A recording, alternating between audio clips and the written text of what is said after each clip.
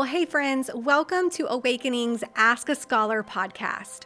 This is where you, the everyday Christian, can get your questions about the Bible answered by a biblical scholar. I'm Carla. And I'm Mike, and we're both glad that you decided to join our discussion. So let's dive in. Well, welcome everyone to episode 9. This is going to be the first of 2 episodes covering your questions on the book of Deuteronomy. And we're excited to have Dr. Ronn Johnson back with us today. He is not a stranger to Awakening. You might have taken a course from him already. He's taught several courses with us. And then he and Mike are actually the leaders of the Divine Counsel Worldview podcast that many of you have been listening to through the Dr. Michael Heiser Foundation. So, Ron, welcome. Thank you so much for being with us to cover these questions on Deuteronomy. Thank you, Carla. Good to be back with you guys. Yes, we're excited to have you. So if you guys are ready, let's jump straight in because we've got a good set of questions that came in. And the first one says, is Caleb from Deuteronomy 136 an Israelite? In Numbers 32:12, it mentions that his father was a Kenizzite. And when I looked this up, it seems that they were from Esau's family. But in other resources, it says Caleb was a part of the tribe of Judah. So what's happening here? Yeah, this is actually a very complex question. And the best way to answer it is just to dig into the word Caleb in a good Bible dictionary. And the Anchor Yale Bible Dictionary is still the best. I would recommend it's available in Logos and Accordance. And so when you go to that kind of a research tool, the general consensus, and this is why it's a good question, is that Caleb, of the conquest story, that Caleb, was incorporated into Judah's tribe, but not because of blood relationships, but more what they called in the article geographical, political, and social relationships. I would add, even though Yale doesn't say this, Caleb's Yahwism played a strong role in him becoming a Judahite as well. So in this sense, we're placing Caleb alongside other famous Old Testament characters like a Rahab, a Ruth, maybe Uriah, the husband of Bathsheba, one of David's mighty men, as not Israelite by blood, but an Israelite through his loyalty to Yahweh. So that's the means by which he and his tribal group were absorbed into Israel, becoming even part of Judah. That's my best guess. Well, Ron, one of the interesting resources you and I both saw at the last ETS was all the genealogies of the Bible. Oh, yeah. You bought it and I didn't. I was very jealous. Yeah, and it's been one of those kind of funny little fun resources that I've been using every so often. And so one of the things that they show on page 60 for a little explanation of Caleb's family line. So I agree, and I think the Yale Anchor Dictionary is also right that there is an element about his family and essentially the Kenizzites. They became worshipers of Israel's Yahweh. But what's interesting specifically about Caleb, according to this book, is it seems that he got incorporated into the tribe of Judah specifically because he married a woman from the tribe of Judah. Okay. In the second paragraph, it says here, Caleb, the Kenizzite, had become affiliated with the tribe of Judah by marriage to a daughter of Hezron. And this detail can be found on 1 Chronicles 2:25 and verse 42 in that same chapter. Inasmuch as the spies were sent forth 2 years earlier after the Exodus, the date of this narrative is no later than 1445 BC. Caleb, therefore, was qualified to represent the tribe of Judah as one of the 12 who spied out Canaan and brought back a report that the Israelites could certainly take the land.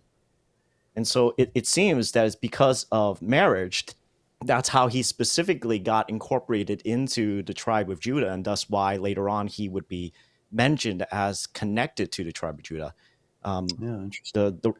The author mentions at the very end of this paragraph, at the end of this section, I should say, one should know the interweaving of peoples, in this case, the Kenizzites and the Judites, designed to create a mosaic reflecting God's inscrutable ways in history and redemption. What appears to most as coincidence or accidents in everyday life is nothing of the sort. The only theologically and experimentally appropriate term to use is providence, whose very root provides suggests at least to the believer that God provides. The complication of the genealogy when unraveled makes this point crystal clear. So it's just like this idea that the Kenites became worshipers of Yahweh, and Caleb, who happens to be one of the faithful spies, also married a woman from the tribe of Judah, and thus got incorporated into that tribe, and then became, ironically, even though not by blood a Judite, he represented the tribe of Judah. Yeah, and it's fascinating how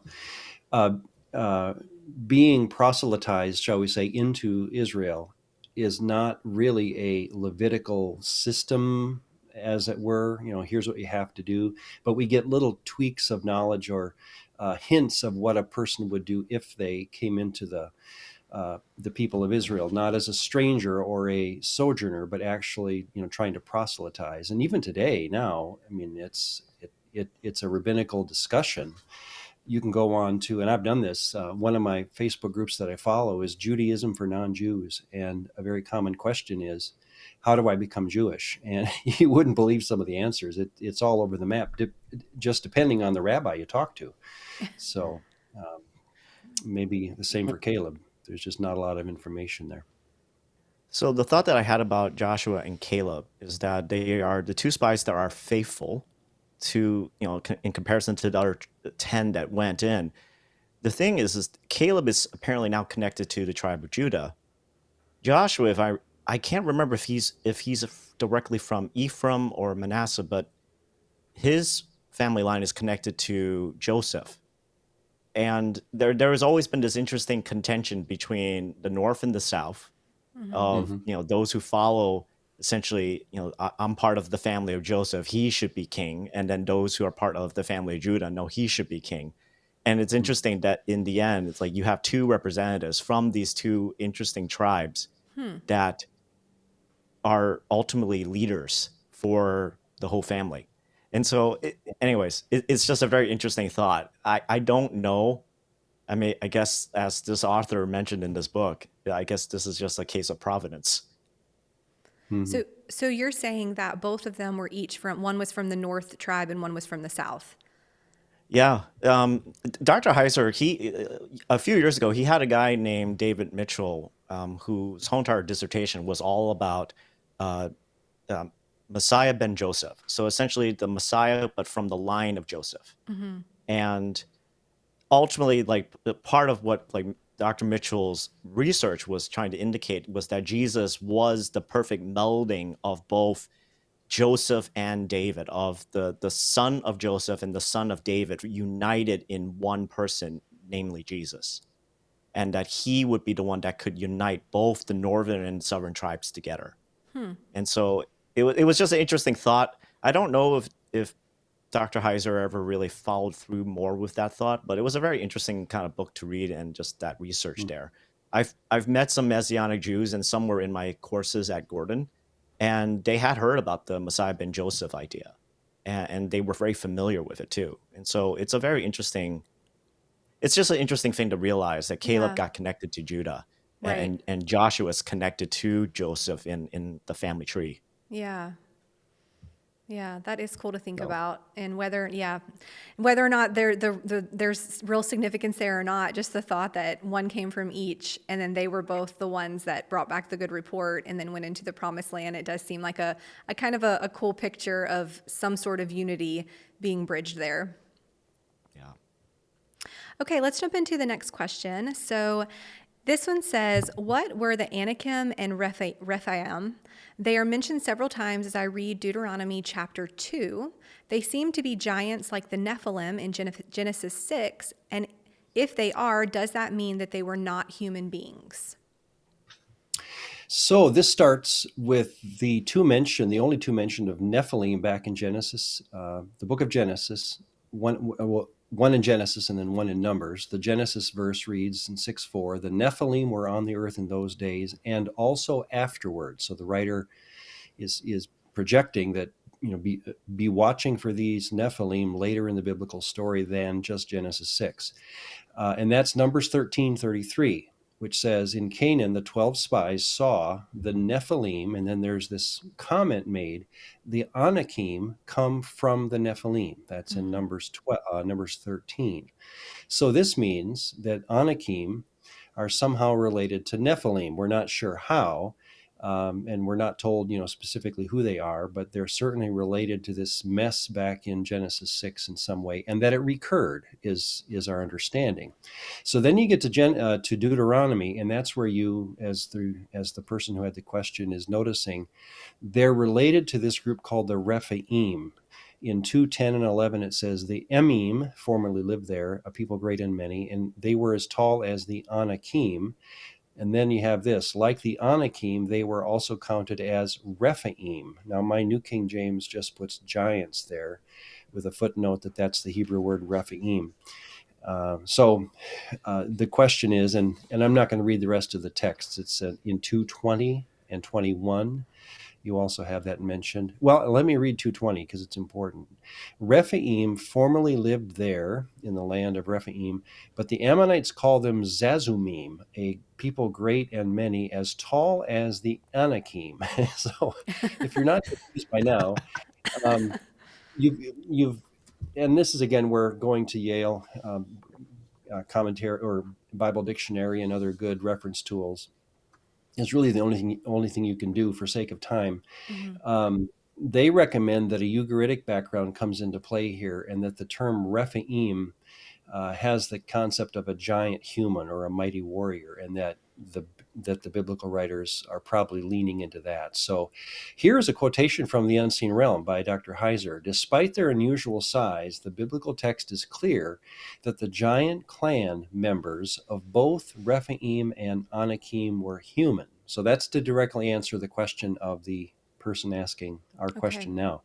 For example, the word Adam is used to describe the victims of the conquest in cities associated with these giant clans. So, and I'll let it go there. But Dr. Heiser's opinion was that, yes, the Nephilim were the offspring of this sons of God human, intermarriage. And so that when you get into the Rephaim, Anakim, Zazumim, Emim discussions in Deuteronomy, by All the that eames. point, all these weird people groups, they were just called these names based on local dialects and such because they were so mighty. But were they human? Yes, it seems that they were large, mighty humans. So that's our best guess. So they didn't necessarily come from them as in ancestor, they were somewhere down the line of ancestry. They were compared to them because of their skill. Is that what you mean? Oh, well, I do think that Genesis 6:4, when it says the Nephilim were on the earth in those days and also afterward, that it's projecting into the Numbers story, where the 12 spies go in and see them. So in my opinion, and I believe Dr. Heiser was here on the same question, that when you have this Nephilim story of Genesis 6, it's possible that it happened literally again, that after the flood, obviously the flood took care of the Genesis 6 group, that after the flood, this idea of beings coming down to earth and cohabiting with women could happen again. And that's my guess, is that what they saw was the story happening again, that Satan and his horde, if you want to call it that, were trying again. So Gotcha. It's funny that you brought the Unseen Realm text, Ron, because I was actually going to read that too. And it's one of those interesting things, right? Because I think the further on, for folks who ever want to find this particular note, it is on page 202 in Unseen Realm. And one of the things that Dr. Heiser pointed out towards the end of it was that, considering that this is an ancient people, right?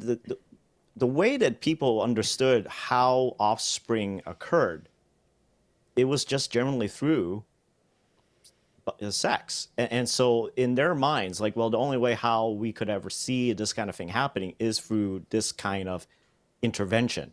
But that doesn't necessarily mean that it was actually through that mechanism.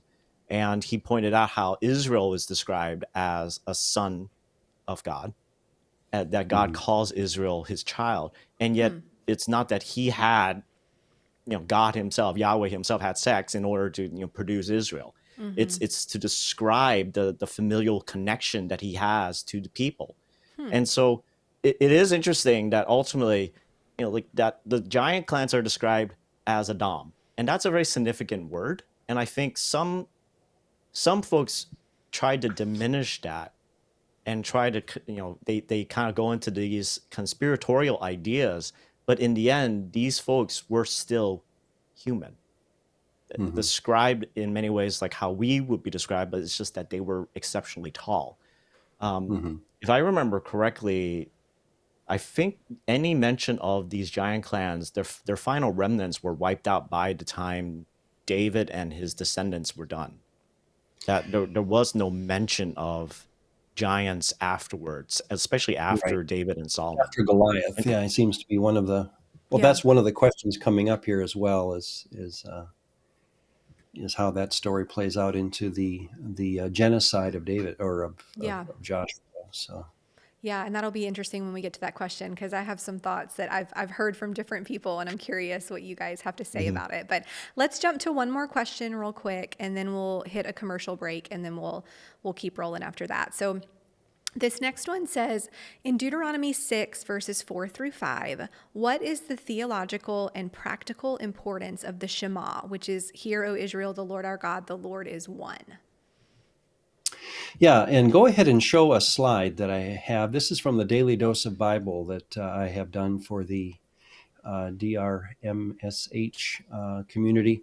And it's on the Deuteronomy 6 or 4 through 6 chapters, I believe. And I just talked through the Shema. These 6 words, they form an entire religion. Shema Israel Yahweh, Eloheinu Yahweh Echad. Those 6 words come into our translation as, and that's in the pink there, "Hear, Israel, Yahweh supplied is." "Hear, O Israel, Yahweh is," and Eloheinu is God ours, the plural suffix on the end of that.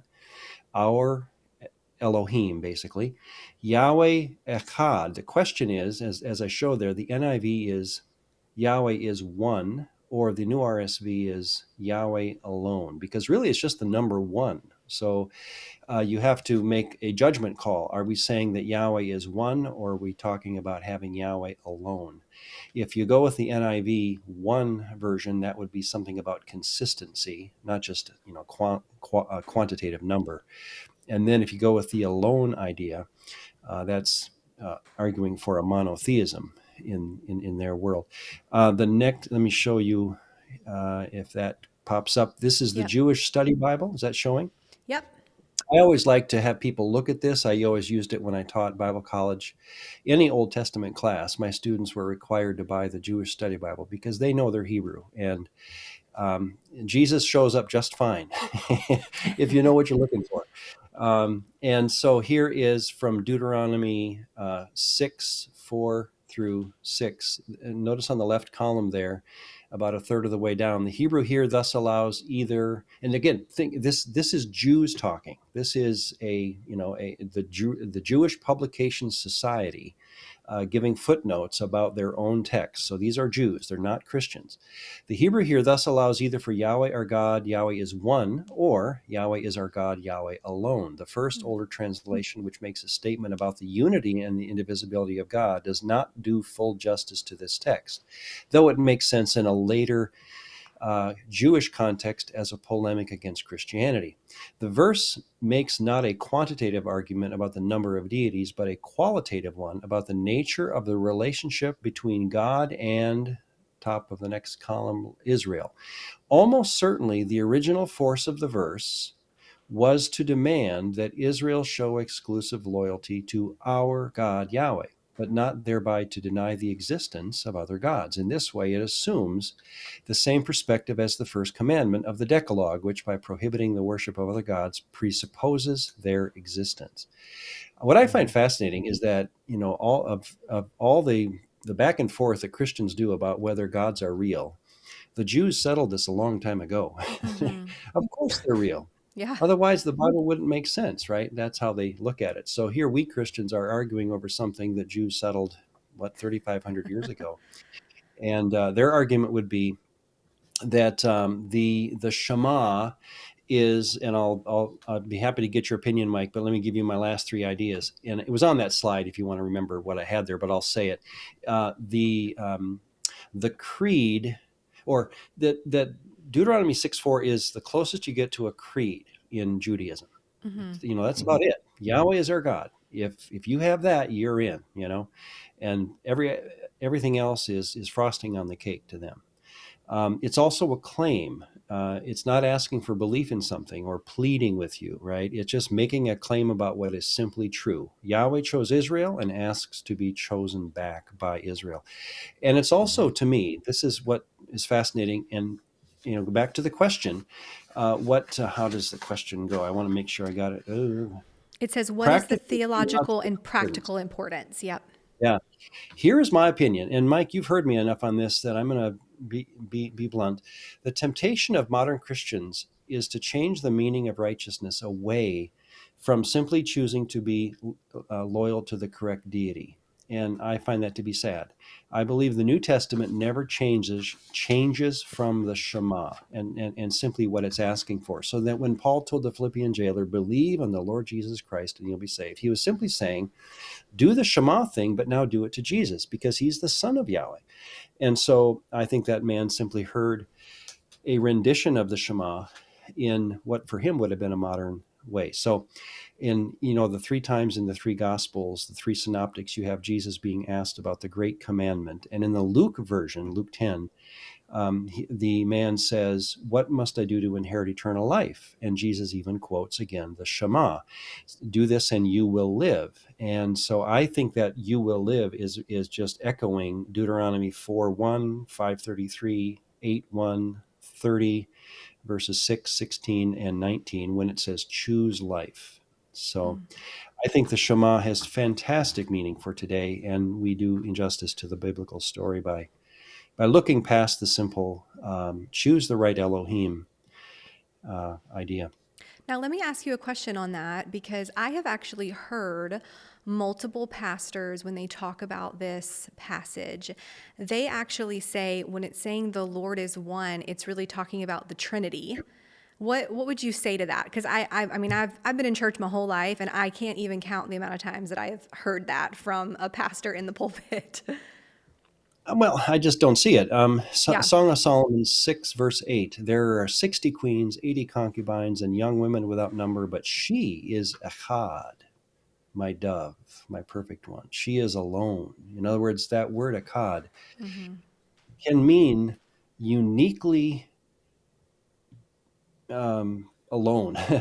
Yeah. It's just standing out among others. Malachi 2:10. Have we not all one Father? Has not God Echad created us? So I just don't see it, and I would agree with the JPS Study Bible that in context it's screaming for monotheism, Yeah. and to say that it has anything to do with the Trinity to me is importing things from the New Testament back into the Old.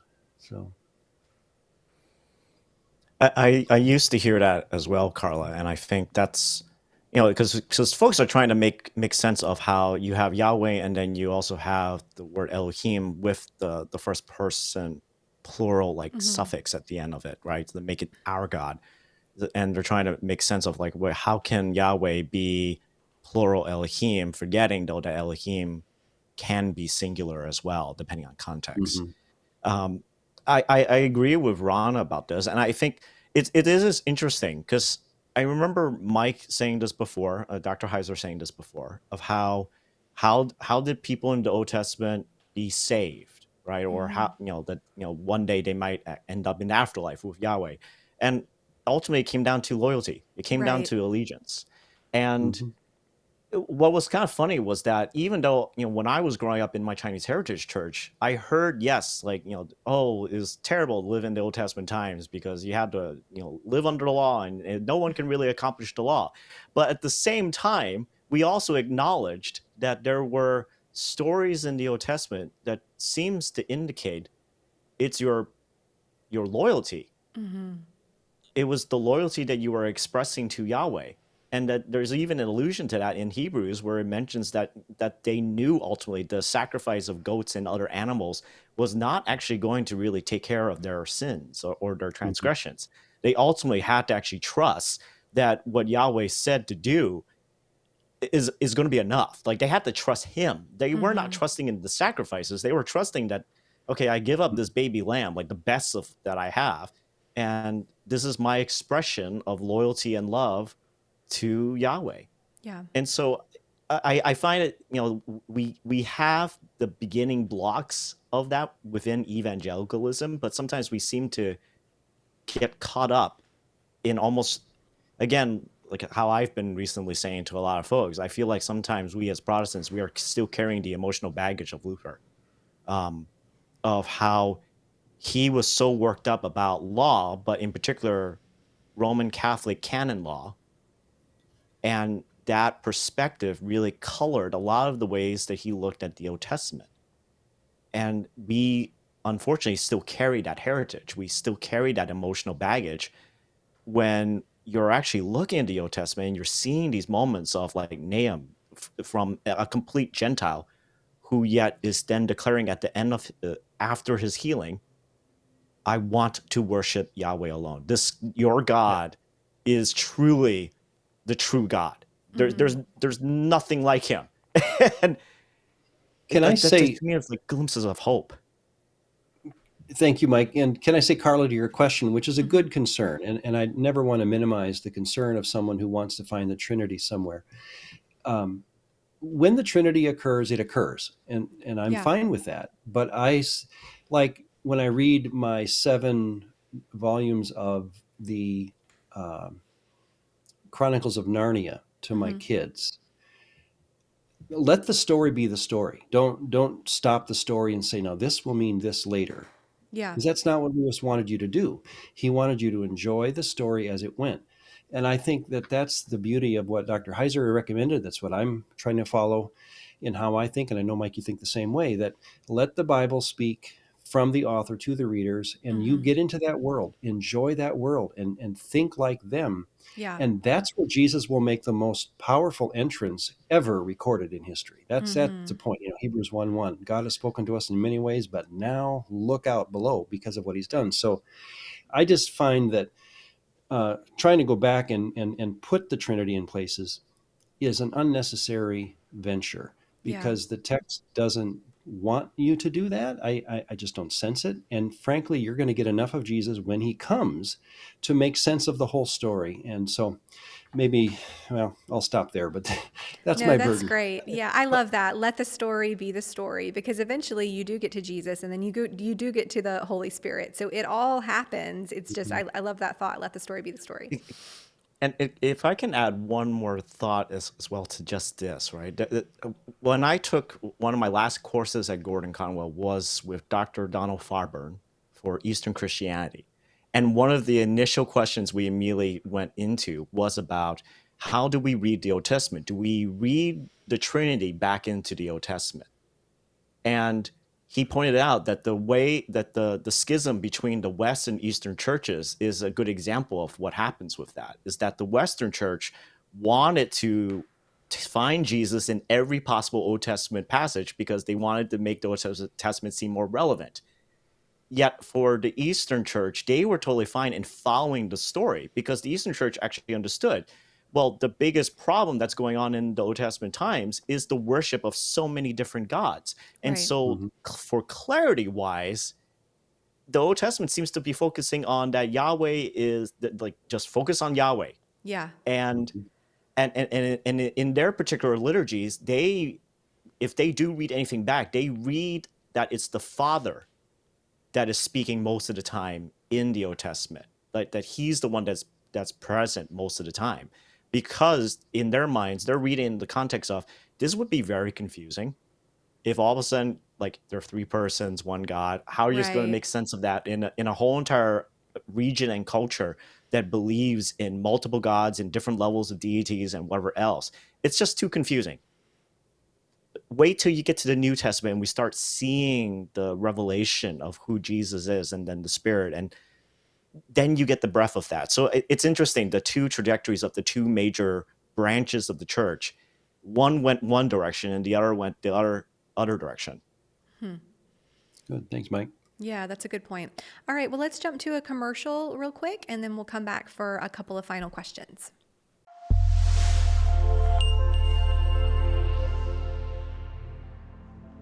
If you're not already reading with us, we'd love to have you start reading today.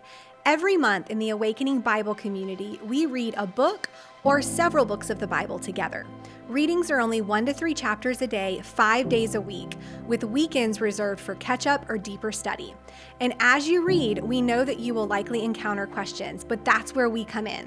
Submit your questions at AWKNG.com, and we will do our best to get them answered for you right here on the Ask a Scholar podcast.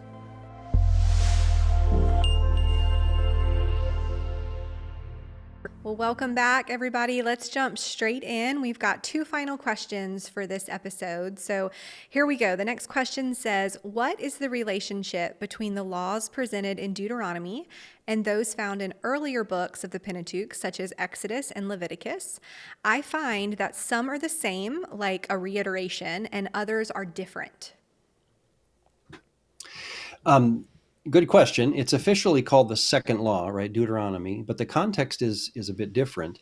It's getting ready for the people to live in the land as opposed to be wandering through the desert. So the 10th commandment, for example, the 10th commandment in Deuteronomy 5 adds the phrase, don't covet your neighbor's house and field, which is not in the Exodus 20 version. So there's going to be some differences in the actual laws, but that's not to say that it solves everything, because the laws are at times very miscellaneous. And I'd like to end my answer by looking at that.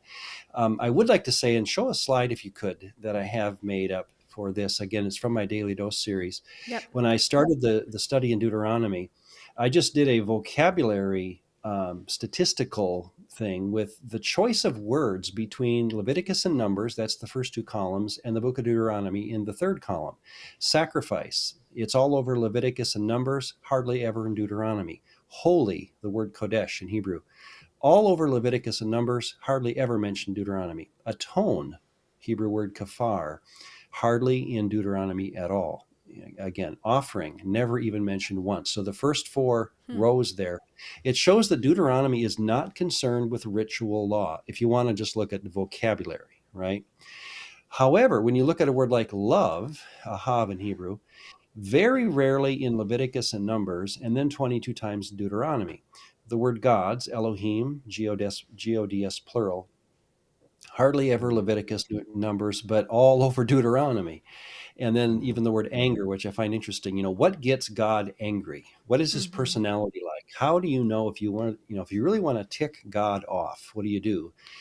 So I looked up the word anger again in Hebrew, and it's 5 times Deuteronomy. Never mentioned in any other sacrificial contexts of Leviticus and Numbers. So the point is that Deuteronomy has little to say about ritual and much to say about God's larger intent for the people of Israel. They're to love Yahweh and thus avoid the worship of other gods, and thus, avoid God's anger. So to come out of Deuteronomy thinking that God requires moral perfection, or that sacrifice is a means, even a temporary one, of getting along with God, I would say read the book again, because those ideas have to be imported into the book. They do not come out of the book.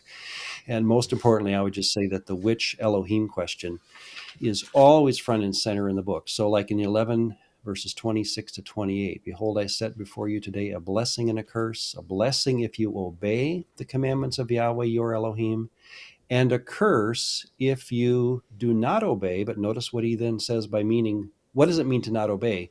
But turn aside from the way to go after other Elohim. So the challenge of Deuteronomy is not do really good, be perfect.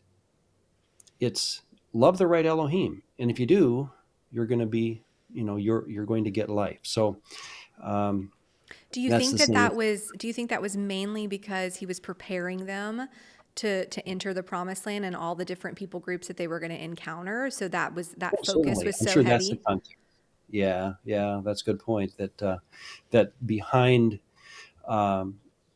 it's like a parent getting their kid ready for college. Those conversations around the coffee table before they Yeah. head off that's kind of how Deuteronomy sounds to me. It's like if you, and this is where 30 verses 15 to 17, which I'm not going to quote, but I have set before you today life and good, death and evil, and the two options are love me or worship. I'm going by the verse here. Be drawn away and worship other Elohim.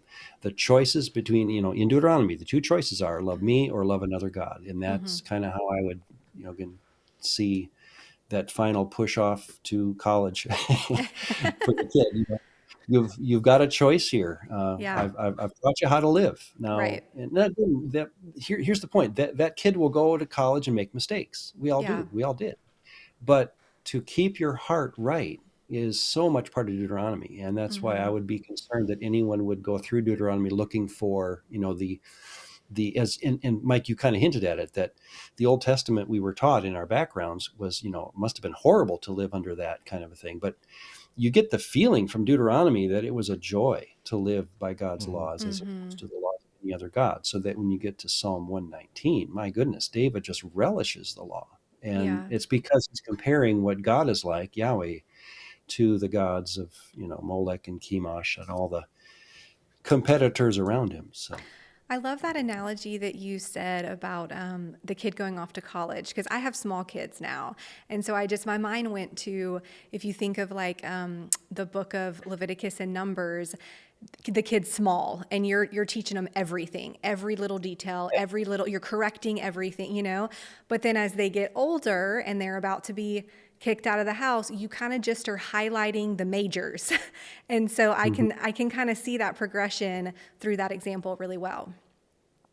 could I Well, end and with two quick slides? Or go ahead, Mike. How about you go ahead, and then I'll end with just two quick slides that talk about the laws themselves. well, I think is also, for the context, right? We are like you mentioned, Carla. They are about to enter the promised land, Yeah. and kind of like what we talked about last time with Dr. Johnson, Drew Johnson last time. Moses has been with these people for 40 something odd years, and he's known what their pattern of behavior has been. That they grumble, that they don't, that like, even though God is providing literally everything for them, and yet they still complain, they still grumble, they still even try to take him and his family's life, and Yeah. repeatedly to such a point. And so, like, this is his last chance before he passes away to just try to convince them, please stay faithful. But I think one of the other things I appreciate what you brought up, Ron, was that the word love in Hebrew does occur a lot within Deuteronomy. And I'm looking at Deuteronomy chapter 7, verse 8, where it Yeah, says, but it is because the Lord or Yahweh loves you and is keeping the oath that he swore to your fathers, that the Lord has brought you out with a mighty hand and redeemed you from the house of slavery, from the hand of Pharaoh, king of Egypt. And even earlier, there's that whole entire use of the word again, segula, of treasured possession. But one of the things I remember, especially in my studies, is that it was a very weird thing. It was not common to ever hear an ancient Near Eastern god from any of the other Canaanite religions nearby say ever have anything describing them that they love the people that exactly. lived on their land, right? It hmm really was more of like a master slave kind of relationship. You're on my land. Yeah. Now you have to worship me. You have to sacrifice to me. There is no love. And yet, here with Yahweh, he's traveling with them. He has chosen them, not because they're a great people, not because they had like a lot of mighty warriors. No, it's because he made a promise to their ancestors, and he's faithful to that promise, and he loves them as a people. And so I find the difference of Yahweh versus the other gods, like, that has to be highlighted, that there is something very significantly different about Israel's God versus the other gods of the Canaanite pantheon. That's totally true. That once you start comparing Yahweh to the other deities, that's where things get really fun for me. Because that's how David would have thought of his whole life. How my God differs from your God, and that's why the Psalms extol Yahweh so much. Could I show two more slides and just really be brief about it? Yeah. Again, from the Daily Dose series. I was just at the end of Deuteronomy talking about the purpose of biblical laws, all these miscellaneous things. Don't boil a kid in its mother's milk. And it really gets, I'm Yeah. sure as the questioner is asking, it just goes all over the place. And you wonder, is there a rhyme or reason to these laws, especially in Deuteronomy? And I have 10 things that I took two videos to go through. I'm just going to mention, unknown rationale. We're not sure why the laws sound as they do. Even modern Jews don't know why we can't boil a kid in the mother's milk. It's just one of those things. So, upward trajectory. I mean that. Watch how things that some laws are moving away from a worse condition toward a better one. They may not solve it, but like slavery laws and things like that. Room for discussion.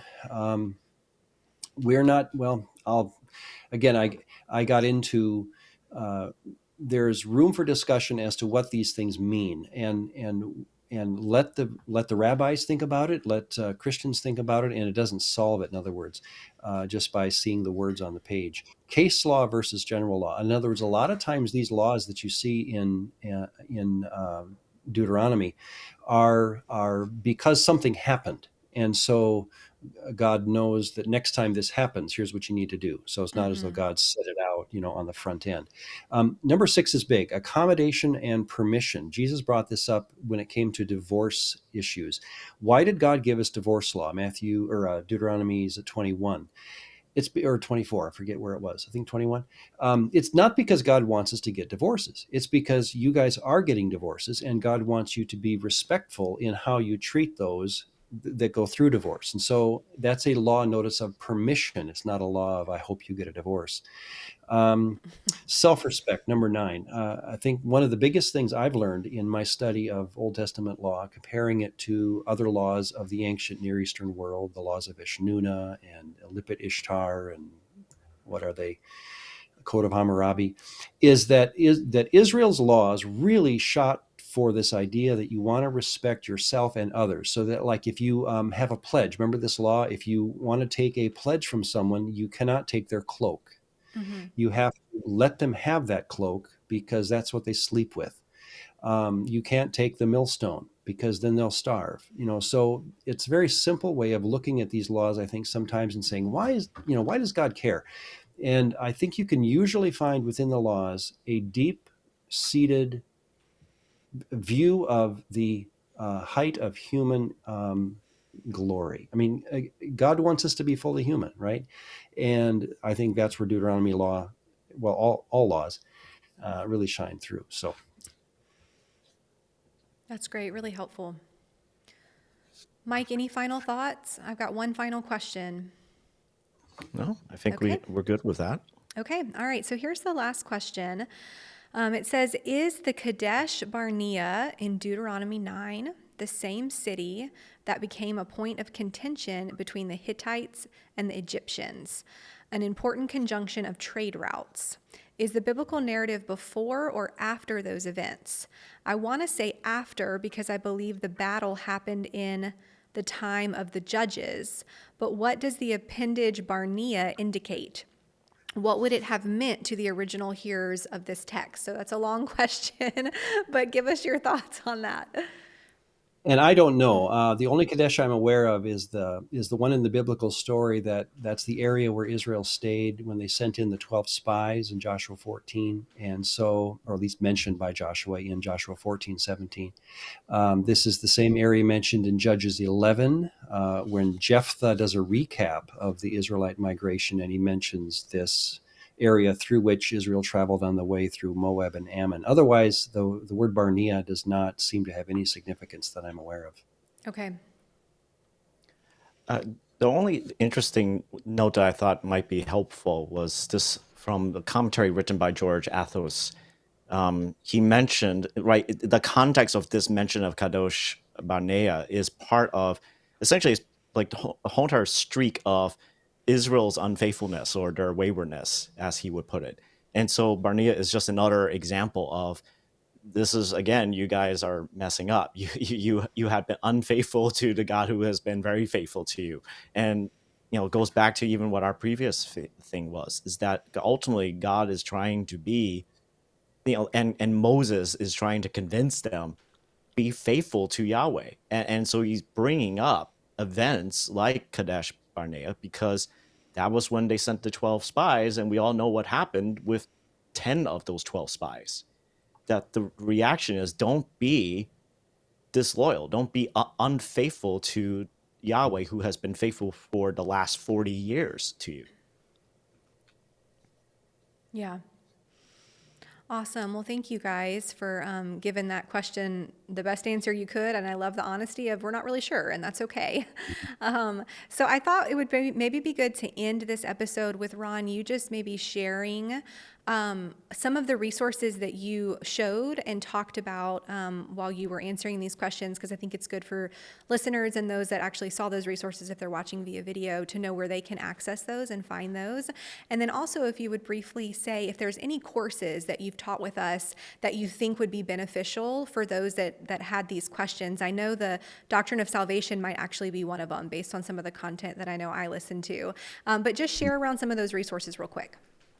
Yeah, thank you. I would definitely have a version of the Jewish Study Bible, the Jewish Publication Society. I have it right here. I have it always close by, and I quoted from it several times. Because again, I always like to get the Bible as unfiltered as I can, and I don't, I don't sight read Hebrew, so I use it, but I don't sight read it. So when I read a Christian Bible and I see capitalized pronouns and things, I know that they want me to think about Jesus, in the Old Testament. And I'm always just wary that I'm trying to go too fast when I read Christian things. And so I certainly I'm going to do it, but I'm always going to start with the Jewish Study Bible and even Jewish authors. I find it's very helpful to think in terms of them. So, and then I see, but I believe that what God did is answer the Old Testament questions with Jesus. And what the Jewish version of the story is that the Messiah has not yet come. So, we agree there's a Messiah. Jews know there's one coming, but he hasn't shown up yet. And I just disagree.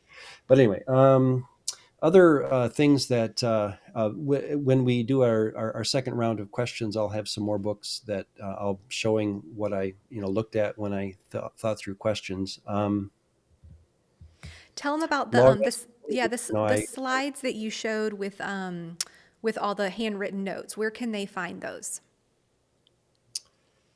Though you mean the Daily Dose?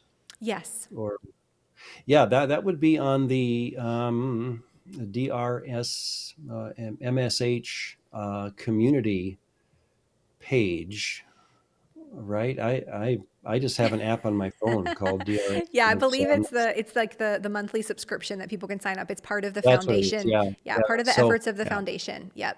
there's Yeah, like 300 it's a videos that private I did. community. Yeah, and there's like 300 some videos I did for my church, and I did them in my basement. They're very, as you saw those pictures there. I was writing on a window, Mm-hmm. and the image was reversed, so it looks like I'm writing with my left hand. Someone thought I was pretty good, and I let it go. I just thought, let them Just think take I'm it. writing, Yeah. but I'm not. So, but the point is that I spent a lot of time. That was a year and a half. No, that was 2 years of study that went into that. So it's a daily thing that comes out on that site. So I even watch it today, having done it 3 years ago, relearning what I what I had studied. So um, I'll leave it there. Okay, and then I know we said the Doctrine of Salvation might be a good course that Oh yeah, what specifically hits course? on, the loyalty and salvation and how that's related. Absolutely. Yeah. Yeah, I would especially, if anyone could take that course through the Awakening School. Um, Obviously, we don't all, as Christians, agree on everything, right? That's just Right. not how it's going to be. But I would recommend trying it out, seeing how I see the story of loyalty unfold through the Bible, and that's really what the Doctrine of Salvation course is doing. The Old Testament orientation course really, again, would follow through book Mm-hmm. by book, playing out of what I'm doing with Deuteronomy. So Awesome. those two courses specifically, I would encourage. Awesome. Well, we've already asked you some of the fun questions because you've been on a couple episodes with us before. So I'm going to throw out a new one. Tell us as we close what your favorite dessert is. So not food, but actual dessert. Culver's. Did you guys have Culver's in the East Yeah, Coast? we do. Oh yeah, the salted caramel malt. Ooh, I'm going to have to try that. Die for. That That's my sounds favorite. good. Awesome. Well, thanks for being a part of this episode, and we'll welcome you back for the second set here in just a bit. But thank you for joining us. All right. Thank you so much. If you're enjoying the Ask a Scholar podcast, click follow on your podcast listening app to subscribe. Want to help further our mission? Consider becoming a monthly partner at AWKNG.com and help us make an impact in the lives of others all around the world as we work to make biblical understanding accessible to all with no exceptions. Join us next time as we get more of your Bible questions answered. And don't forget to visit AWKNG.com to engage in all our biblical resources that we offer.